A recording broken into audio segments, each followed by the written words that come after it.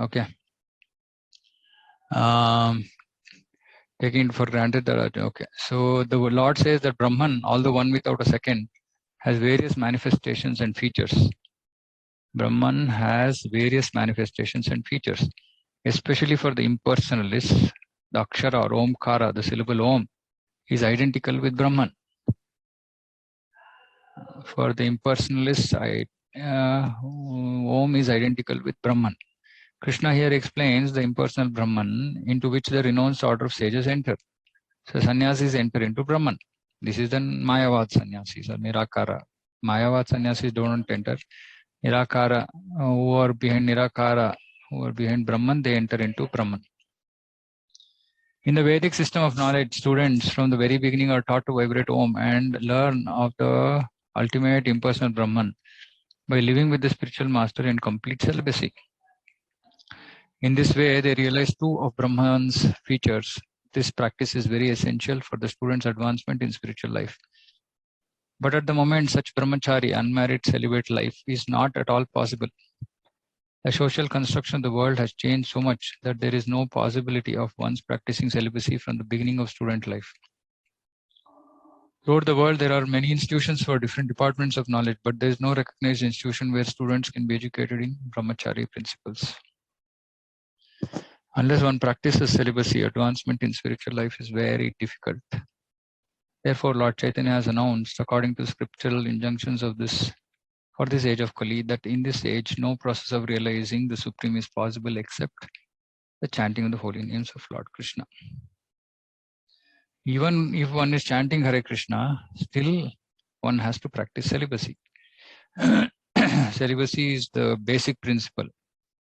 While one of the four regulative principles is illicit sex, but actually it is said that even physical relationship with one's wife has to be only for begetting children, and there's no question of using contraceptives, etc. So literally the whole modern civilization is not fit for spiritual life because they don't follow this.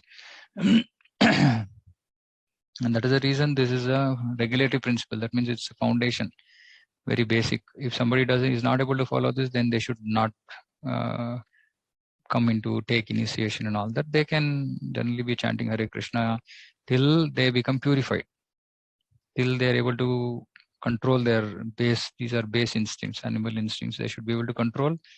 Then they can come to the stage of initiation.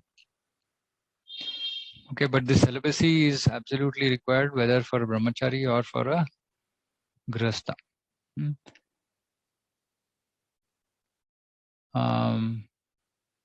Yeah, and also it is said in the Shastra that even for grihasthas, interaction with other women should be bare minimum, only as much as required. No, casual joking, talking, making general conversation and all that. Only very, very specific, connected to devotional service, and no prajalpa, no nonsense. So this is very important. One has to follow these principles, otherwise it's very difficult. It can get difficult. Because actually Shastra says that man is like fire or man is like one of them, butter and fire. So there should be very restricted interaction between men and women. And just a brahmacha sannyasis, actually they don't even directly come in contact with women as much as possible. So this is important.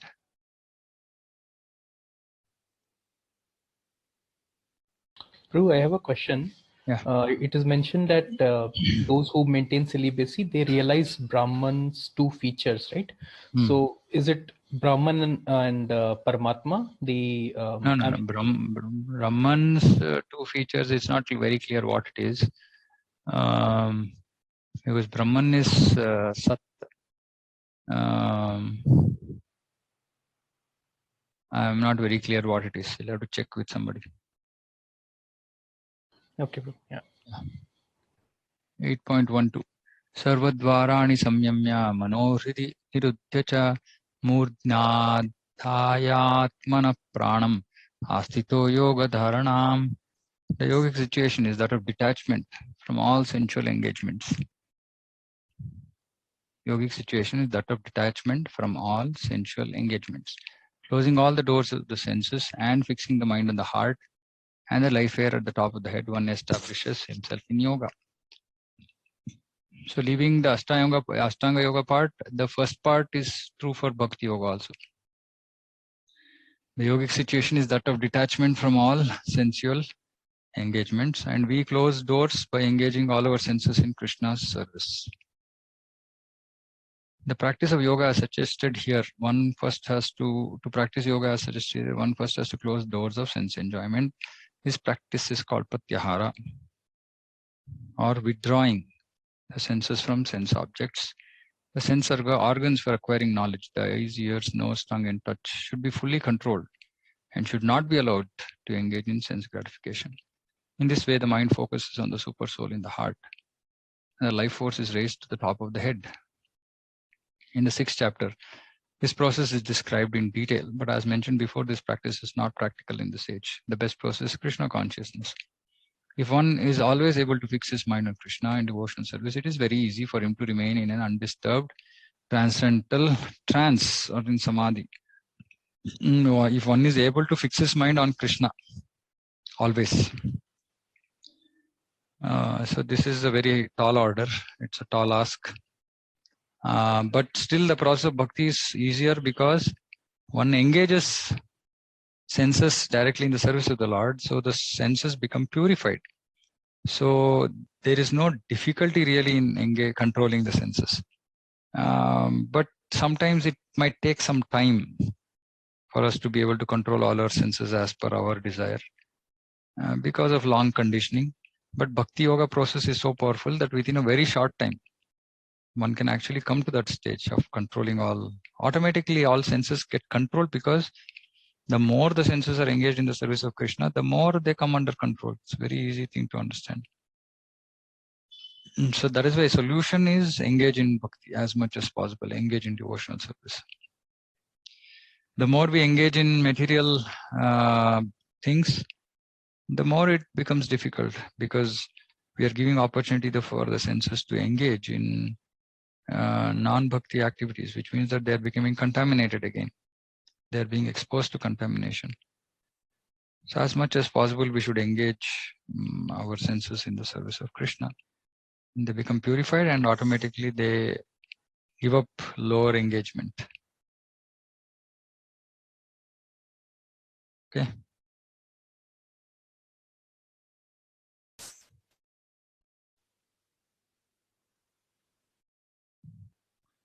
(8.13) Omityekaksharam Brahma Vyaharan Mamanusmaran Ya Prayati Tyajan Deham Sayati Paramam Gatim.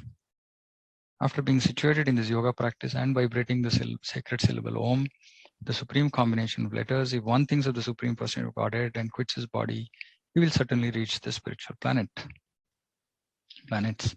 It is clearly stated here that Om, Brahman, and Lord Krishna are not different. The impersonal sound of Krishna is Om, but the sound Hare Krishna contains Om. The chanting of Hare Krishna mantra is clearly recommended for this stage. So if one quits his body at the end of life, chanting Hare Krishna, Krishna Krishna, Hare Hare, Hare Rama, Rama Rama, Hare Hare, he certainly reaches one of the spiritual planets according to the mode of his practice. Mode of his practice means depends on which form of the Lord is attracted to. The devotees of Krishna enter Krishna planet, Goloka Vrindavana. For the personalists, there are innumerable other planets known as Vaikuntha planets in the spiritual sky, whereas the impersonalists remain in the Brahma Jyoti. So all we have to do is simply chant Hare Krishna. Of course, being able to chant Hare Krishna at the end of the life again is a big ask. Very closely seen and seeing aged parents, and it practically looks impossible. So the solution is that one engages in devotion as much as possible when the body is fit, and then hope and pray that Krishna will be merciful to make us remember him at the time of death. Because practically we trying to do any of this is literally impossible. I mean, even just today itself, if suppose say we have in today's condition, if we have some health problems, if we find it so difficult to concentrate on Krishna. So what will happen at death? He only knows. So we should practice devotion when we are fit and then depend on him. Prabhu, it is mentioned that personalists reach one of the spiritual planets. Hmm. So, but this whoever chants Hare Krishna Mahamantra, it is calling out for internal potency of the Lord, which is Srimati Radharani. No, not Srimati Radharani alone. I mean, for Rama it is Sita, for Narayana it is Lakshmi. That is the internal potency. But we chant this Mahamantra to call out Hara, right? Hara is the... Not necessary. Or not necessary. Not necessary. This is an all-encompassing name. You can use the same name if somebody wants to achieve Rama and Sita. If somebody wants to achieve Vaikuntha also, they can call the same names. It's all-encompassing. It depends on our Ishtadevata. Whoever we want to achieve, we will achieve with this mantra. Okay. And whoever goes to Vaikuntha planets, if they desire to meet Krishna, is it allowed that they can also go to these planets? So interplanetary travel in Vaikuntha, is it possibility? Travel is not an issue, but generally it is not like us, dissatisfied souls who want to go from one place to another. Those in Vaikuntha are completely satisfied with their service to Lord Narayana. So they are not like really, they don't have time to think about anything else. And like, for example, I mean, Hanuman, he knows that he wants Rama. He's not interested in going and serving Narayana or Krishna for that matter. So this Varupa is such that this is what we actually completely desire. But technically it is said that if one wants to, he can go. Like for example, Narada Muni wanted to see Krishna. So he came to Dwarka. Then he wanted to be part of Ras Leela. So Vrinda Devi helped him. He became Gopi called Naradi. So like this, but most devotees are happy in Vaikuntha doing their services. If they want, they can go, but it's generally very special condition for somebody who is in Vaikuntha who would want to go to Krishna Loka. Okay, so based on our Swarupa, Krishna will give us that desire to be attached to one form of the Supreme Lord. That's correct. Yeah. Okay. Okay, 8.14.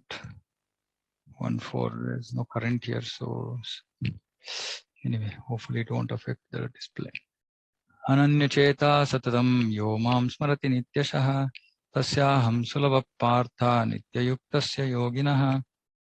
For one who always remembers me without deviation, I am easy to obtain, O son of Pratap, because of his constant engagement in devotional service. So for one who always remembers me without deviation, I am easy to obtain. So we have to remember Krishna without deviation. For such people, he is very easy to obtain because of his constant engagement in devotional service. So always remembering Krishna without deviation, how is it possible? Only by chanting Hare Krishna. This verse especially describes the final destination attained by the unalloyed devotees who serve the Supreme Personality of Godhead in Bhakti Yoga. Previous verses have mentioned 4 different kinds of devotees: the distressed, the inquisitive, those who seek material gain, and the speculative philosophers. Different processes of liberation have also been described: Karma Yoga, Gnana Yoga, Hatha Yoga. The principles of these yoga systems have some bhakti added, but this verse particularly mentions pure Bhakti Yoga, without any mixture of Gnana, Karma, and Hatha. As indicated by the word Ananya Chetaha, in pure Bhakti Yoga, the devotee desires nothing but Krishna. A pure devotee does not desire promotion to heavenly planets, nor does he seek oneness with the Brahma Jyoti or salvation or liberation from material entanglement. A pure devotee does not desire anything. In the Chaitanya Charitamrita, the pure devotee is called Nishkama, which means he has no desire for self-interest. Perfect peace belongs to him alone, not to them who strive for personal gain. Whereas a Gnana Yogi, Karma Yogi or Hatha Yogi has his own selfish interest. So though there is yoga involved, it is still selfish because the focus is on Gnana, Karma, Hatha. Without yoga, they don't achieve perfection in what they're doing. So they have to add yoga to their practice. But still their focus is their own selfish interest, because only in Bhakti Yoga, Bhakti is the interest. Bhakti means Krishna or Vishnu. But in Gnana, they're interested in Brahman. In Karma, they're interested in Karma. In Hatha, they're interested in achieving some planet. They're all selfish interests. Perfect devotee has no desire other than to please the Supreme Lord. Therefore, the Lord says that for anyone who is unflinchingly devoted to him, he is easy to obtain. Unflinchingly means undeviated. A pure devotee always engages in devotional service to Krishna in one of his various personal features. Krishna has various plenary expansions and incarnations such as Rama and Narasimha. And a devotee can choose to fix his mind in loving service to any of these transcendental forms of the Supreme Lord. Such a devotee meets with none of the problems that plague the practitioners of other yogas. Bhakti Yoga is very simple and pure and easy to perform. One can begin simply by chanting Hare Krishna. The Lord is merciful to all. But as we have already explained, he is especially inclined towards those who always serve him without deviation. The Lord helps such devotees in various ways, stated in the Vedas, Kathopanishad. Yam evaisha vrunute tena labhyas tasyaisha atma vivrunute tanum swam. One who is fully surrendered and engaged in the devotional service of the Supreme Lord can understand the Supreme Lord as he is. And as stated in Bhagavad Gita, Dadami Buddhiyogam Tam, the Lord gives such a devotee sufficient intelligence so that ultimately the devotee can attain him in his spiritual kingdom. The special qualification of the pure devotee is that he is always thinking of Krishna without deviation and without considering time or place. This is very, very important. Without considering time, happiness, distress, pain, no pain, morning, night, there should be no impediments. You should just understand how much sadhana we have to do. You should be able to carry out his service anywhere and at any time. Some say that the devotee should remain in holy places like Vrindavan or some holy town where the Lord lived. But a pure devotee can live anywhere and create the atmosphere of Vrindavan by his devotional service. It was Sri Advaita who told Lord Chaitanya, wherever you are, O Lord, there is Vrindavana. As indicated by the word Satatam and Nitya Shaha, which mean always, regularly or every day. Okay. So we should understand this. There is a or. Nitya Shaha, Satatam actually means always. Okay, but then when we can't do always, then we say regularly. That means multiple times in a day. Then we say, okay, if multiple times in a day is also not possible, then we'll say at least every day. So doing every day chanting Hare Krishna is just the beginning. It has to come to Satatam, always. Pure devotee constantly remembers Krishna and meditates upon him. So if you have to meditate on Krishna, then we have to stop all material activities. We can't be engaged unless we reach stage of prema. But to reach stage of prema, we need to give up material activities. Otherwise, our practice will be imperfect. So at some point of time, everybody has to come to the stage of giving up material activities. These are qualifications of the pure devotee for whom the Lord is most easily attainable. Bhakti Yoga is the system that the Gita recommends above all others. Generally, the Bhakti Yogis are engaged in 5 different ways. Shanta, Dasya, Sakhya, Vatsalya, Madhurya. In any of these ways, the pure devotee is always constantly engaged in the transcendental loving service of the Supreme Lord and cannot forget the Supreme Lord. And so for him, the Lord is easily attained. A pure devotee cannot forget. How many times Prabhupada is saying in this purport? Cannot forget for a moment. And similarly, the Supreme Lord cannot forget his pure devotee for a moment. This is the great blessing of the Krishna conscious process of chanting the Maha Mantra. So just see, I mean, we have to reach a stage where we cannot forget. Actually, in our current stage, we are thinking about Krishna, then our mind goes into material objects, material thoughts. But as we progress higher, like in Asakti, Ruchi and all, what will happen is we'll be thinking about material things. Suddenly we switch off from material things and we start thinking about Krishna. So reverse will happen, will start happening. So that is a amazing stage to reach. So we have to understand that we have a lot to achieve in bhakti. Achieve as in to do sadhana. But if we are simply stuck in material things, then it's going to become more and more, it's going to take more time, because bhakti yoga is extremely powerful. So there's no question of us not reaching the goal, but it just depends on how much time we are going to take.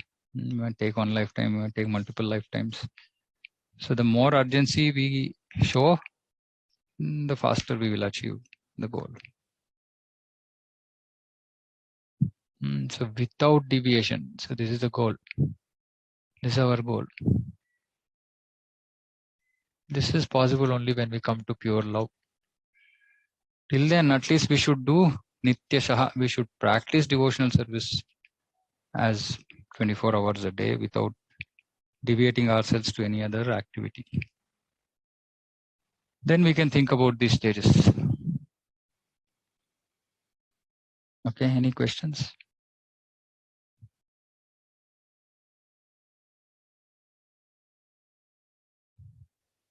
No questions. Okay. 8.15 Mamupetya punarjanma dukkhalayam ashashvatam napnuvanti mahatmana samsiddhim paramam gatyaha. After attaining me, the great souls who are yogis in devotion never return to this temporary world which is full of miseries, because they have attained the highest perfection. Since this temporary material world is full of miseries of birth, death, old age and disease, naturally he who achieves the highest perfection and attains the supreme planet, Krishna Loka, Goloka Vrindavana, does not wish to return. So for us to be convinced about this, we have to go through suffering.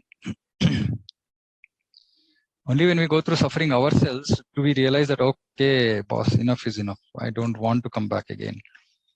But if everything is going fine in our life, then if we don't experience the pain of this material world, then how will we be convinced not to come back? Then we might be thinking, no, maybe there is still something in this material world. So sufferings in our life is to just make us sure that we don't want to come back. The supreme planet is described in Vedic literature as Avyakta and Akshara and Paramagati. In other words, that planet is beyond our material vision. It is inexplicable, but it is the highest goal, the destination for the Mahatmas. The Mahatmas receive transcendental messages from the realized devotees and thus gradually develop devotional service in Krishna consciousness. And so become so absorbed in transcendental service that they no longer desire elevation to any of the material planets, nor do they even want to be transferred to any spiritual planet. This is again a very tall order. Not to be transferred to spiritual planet, but be here in the material world and do devotional service. Again, very high level of progress. They only want Krishna and Krishna's association and nothing else. That is the highest perfection of life. This verse specifically mentions the personalist devotees of the Supreme Lord Krishna. These devotees in Krishna consciousness achieve the highest perfection of life. In other words, they are the supreme souls.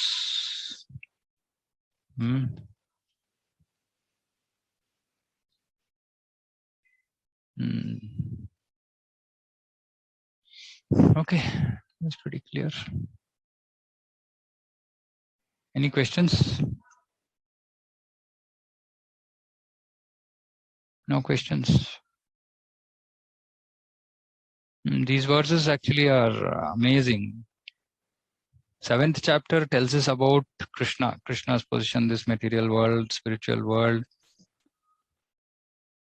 But 8th chapter tells us what is the perfection, starts to tell what the perfection is.